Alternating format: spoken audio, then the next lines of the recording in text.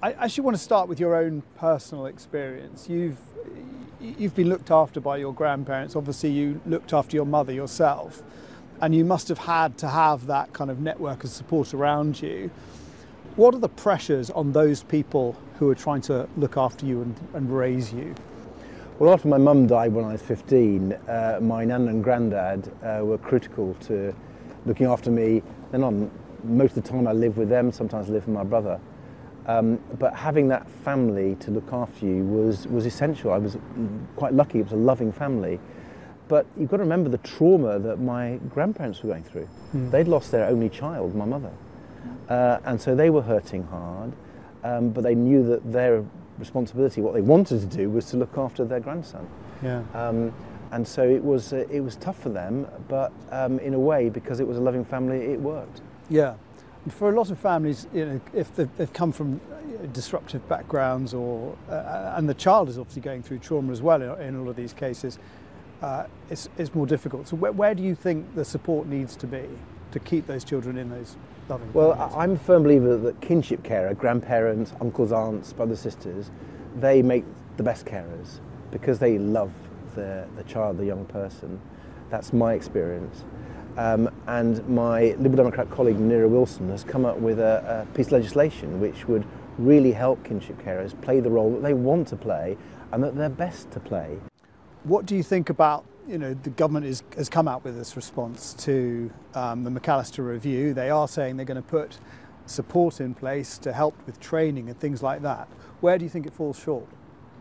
Well, I welcome that they've made a report, and there are some things there that I welcome, but it really is nowhere near ambitious enough and nowhere near answers the problem that many of our young people are facing in care when they lose their loved ones, or their loved ones, their mother and father, aren't able to look after them. So I really think they need to get behind Munira Wilson, my Liberal Democrat colleague's idea of funding a kinship care allowance on the way that we fund the foster care allowance. I really think they need to be far more supportive of kinship carers, and I'm afraid this report doesn't touch the sides. How involved were your grandparents in your upbringing?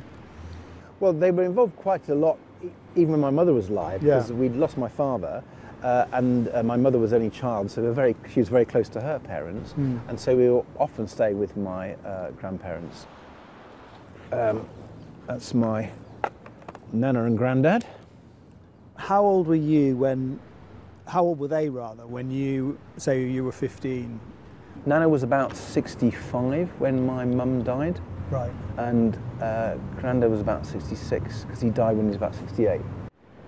And that must have hit them hard, because no one wants to see their own child go before them. That's the difficulty. Well, isn't it?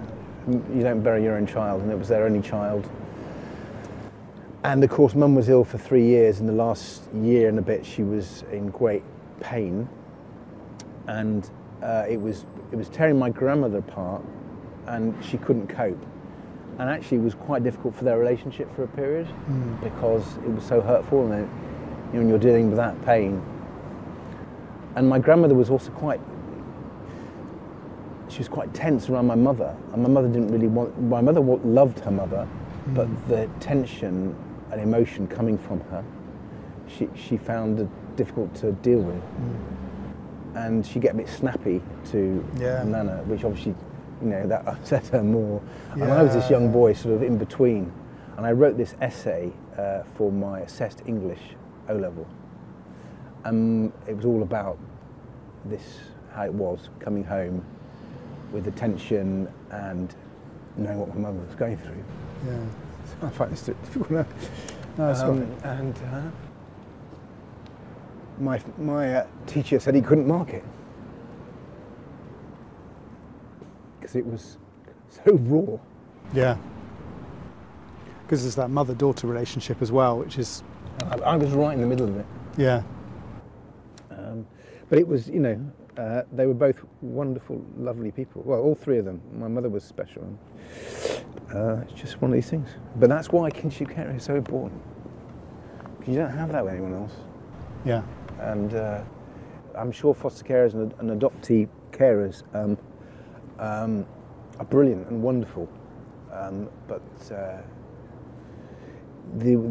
not allowing kinship carers to do what they want to do is a serious mistake.